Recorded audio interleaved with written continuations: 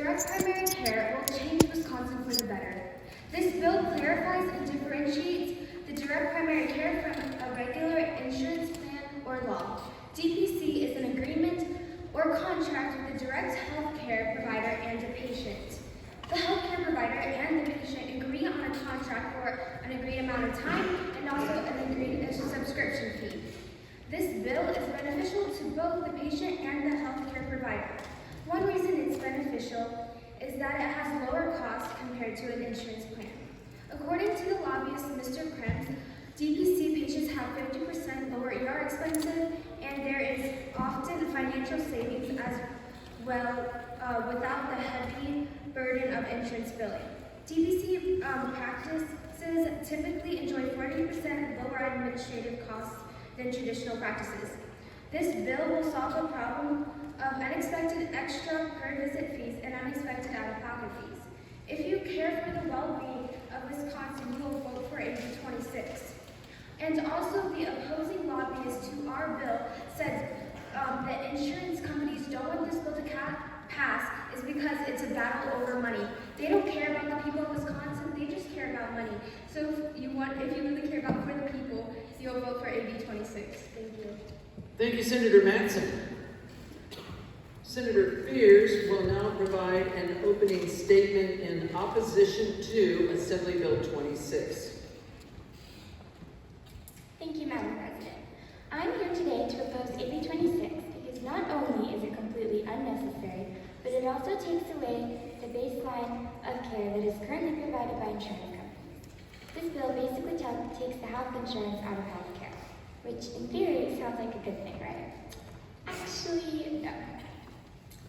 Insurance is a legal agreement between two parties, the insurer and the insured, in which one party provides financial coverage for the insured. Or in other words, the insurance provides protection for you. And that is just one of the issues with this bill. There is no protection for the patients because direct primary care agreements, or DPCs, lack accountability for quality of care. With DPCs, there is no one holding the doctors to any kind of standard for the care that they are providing. Another problem is it's just plain unnecessary. There is no law in Wisconsin prohibiting doctors and patients from doing this. Why do we need to make a law allowing to do something that is already legal? Instead of wasting time on pointless legislation, we should be working on things that are actually a problem. Additionally, the wording of this bill encourages you not to have any form of health insurance other than a DPC, which may seem like a benefit until you consider all of the ramifications. If you were to get into an accident or become terminally ill and you only had a DPC, you would end up having to pay for all the surgeries or treatments out of your own pocket. To sum it all up, this bill is pointless as there is no law stopping it, unprotected as it dilutes the protection that we currently have in place by exempting DPC providers from being under the Commissioner of Insurance, once again, no accountability, and expensive, as the only people who will benefit it are not the insurance companies. I mean, insurance companies are not worried about losing money, but the only people who will benefit are doctors who will get more rich. So join me in voting no. Thank you. Thank you, Senator Fears. The chair now recognizes Senator Otkin to provide another opening statement, please. And I believe this is in opposition. Am I correct? Or support, excuse me. Thank you, Madam President. Winston Churchill once said, "Healthy citizens are the greatest asset any country can have." With direct primary care, patients have unlimited access to their doctor.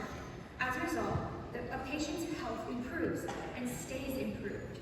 When a patient has easier access to their doctor, they are less likely to put off going to the doctor for problems that might seem unimportant.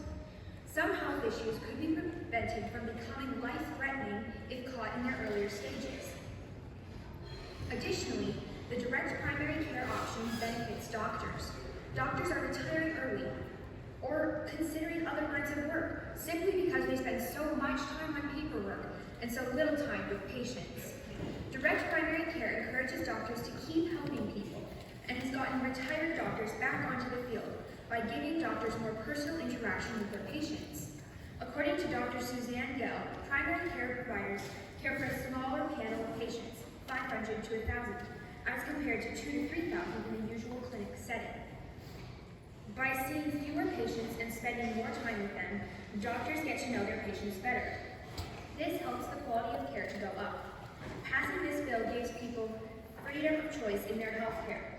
Unless Bill AB 26 is passed, people using direct primary care risk losing their doctor because the insurance commissioner shut the doctor down. Vote for AB 26 to promote freedom of choice and benefit patients and doctors. Thank you, Senator Otkin. Would someone please close the door to the chamber parlor? Thank you. So at this time, we are going to take up amendments. Should there be any amendments? Clerk, do we have any amendments being offered for this particular bill? Senator Holbrook offers Amendment B, W1, to amend page 2, line 3, after provider, by inserting or healthcare practice according to statute 15501, subsection 7. The Senate recognizes Senator Holbrook to introduce the amendment. Senator?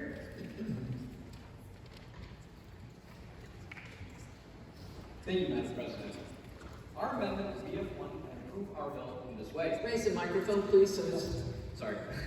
tip it right up, please, Senator. There you Lou. This amendment, BW1, will improve our bill in this way. Our great bill states that you will have an agreement, that you may have an agreement with a healthcare provider, which may be one person. But if this bill gets passed, the bill will specify that you will have a contract with an entire medical practice. Let's say that you need to contact your doctor and they either died, moved, or are no longer in the practice. If you need immediate attention, you would then be put in a difficult position. If this amendment is passed, you would not be without a doctor, you would just be transferred to the closest expert in the same medical practice. This amendment could literally save lives. I implore you to make this accessible, affordable health care for all our fellow, fine, proud, and established Wisconsinites much easier. Thank you all. Thank you, Senator. The chair now recognizes Senator Preston in opposition to this amendment BW1. Thank you, Madam President. Today I stand before you to express my strong opposition to the proposed amendment that changes healthcare provider to include healthcare practices. This amendment is completely unnecessary because this form of direct primary care is already allowed. Nowhere in the current bill does it say that healthcare practices can't provide direct primary care. So this form of care is already permitted. For this reason, I urge you to vote against this amendment. Thank you. Thank you, Senator Preston. The chair now recognizes Senator Jensen, who will be doing a rebuttal in support of the amendment. Senator Jensen?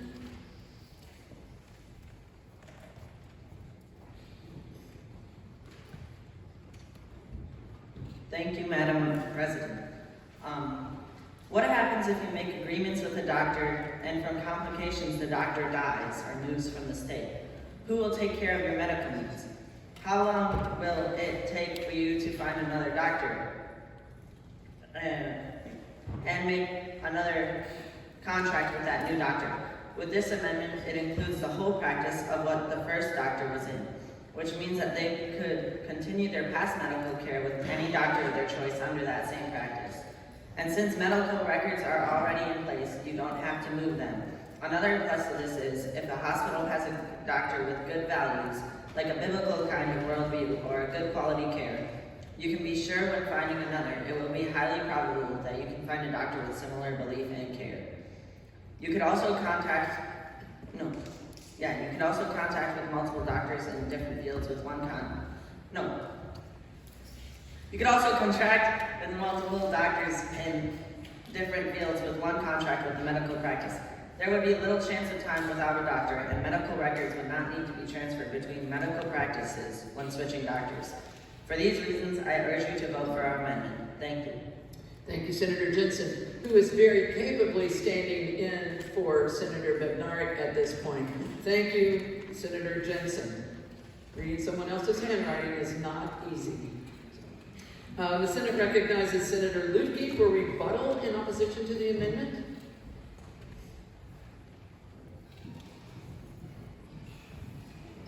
Thank you, Madam President. I stand here in opposition against this amendment due to the fact that with all these other doctors in here, it will increase the fee of how many there are. which means that you'll be paying just about as much as you'll probably be paying for insurance. So why do we have to do this when it's already legal? So with all this extra money going through, there is no savings coming through, and therefore this bill is useless. Please join me in voting against this amendment. Thank you, Senator. The Senate recognizes Senator Holbrook for a 15-second closing statement. Did I get that right? Thank you. Thank you, Madam President. I urge you all to make this easier on all our fellow Americans today. Thank you, sir. Seeing no further debate on Amendment BW1 to get the right bill numbers, AB 26, we will now, the clerk will now call the roll. All in favor of passage of the amendment, please stand and raise your hand.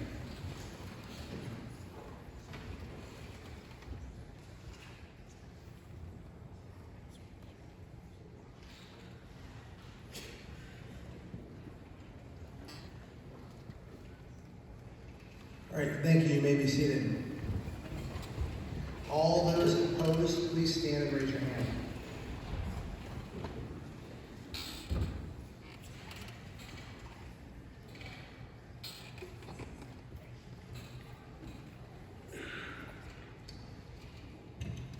You may be seated.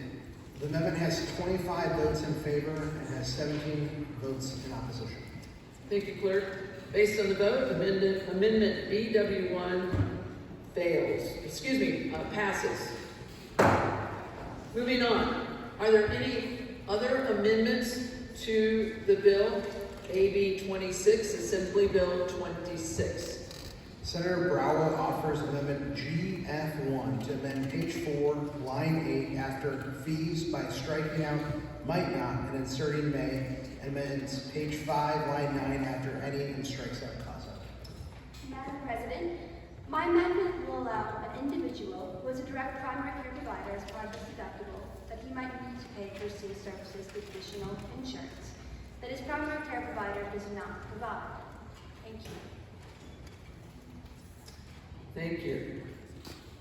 The Senate now recognizes Senator Jensen in opposition to the amendment to AB 26.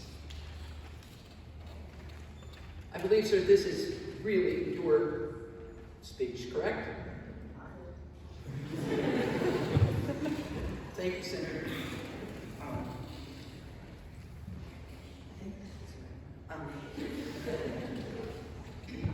Thank you, Madam President.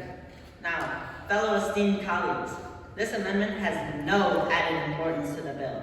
It is a weak. This is not the right one. Okay. Senate will remain in decorum. Would you like to go get the correct sheet, sir? Yes, please. The chair will allow you an opportunity.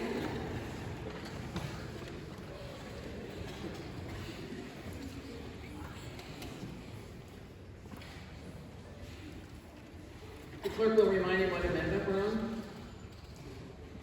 We are on amendment GF1 for Assembly Bill 26. GF1.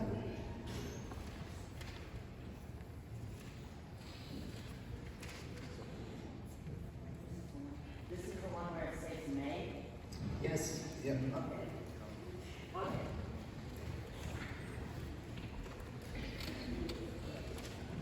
All right, thank you, Madam President, again. Now, my fellow senators, this amendment does not make any changes to the bill. As it states on page 3 in line 20, the agreement alone may satisfy individual or employer insurance. This means it still isn't a guarantee that anything would actually happen. Also, I believe that this amendment is overall pointless and time-consuming. This is why this amendment should not be passed. Thank you. Thank you. The senator is reminded that appropriate decorum is expected before the microphone. Thank you. I also want to give a reminder to the Senate that in the Senate, we do not address individual senators directly. That is all remarks made at the microphones come through the chair, through the Senate President. So you can make references, but you do not address directly a fellow senator. So with that, the Senate recognizes Senator Curtis in rebuttal in support of the amendment.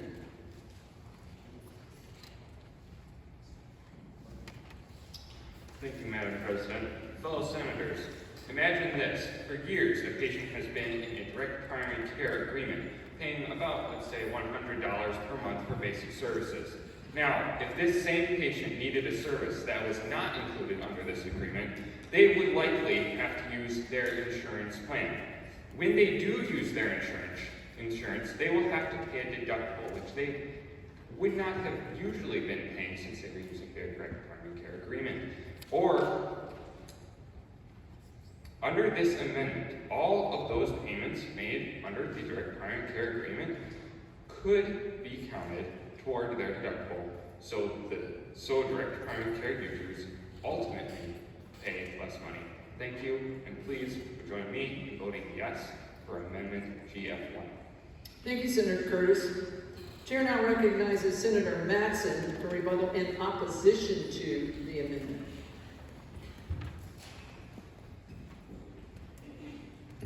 Thank you, Madam President. If this amendment is passed, it will hurt the patients and the insurance companies because the contract will allow the contract to pay the deductibles for the insurance, and it could hurt the insurance companies and the patients because the patients might lose their insurance. So I ask everyone to vote against this amendment. Thank you. Thank you, Senator. Senator Brower, I believe you have a 15-second closing statement you will make regarding this amendment in support. Thank you, Madam President. So what we're trying to do by using this amendment, it will provide a way for less paperwork. You had said that it would take more time to use this amendment. Thank you, Senator Brower. Seeing no further debate on AB 26, the clerk will take the roll, please. All those in favor of passage of Amendment BW1, rise and raise your hand. The chair stands as a reminder, this is on the amendment, please. Thank you.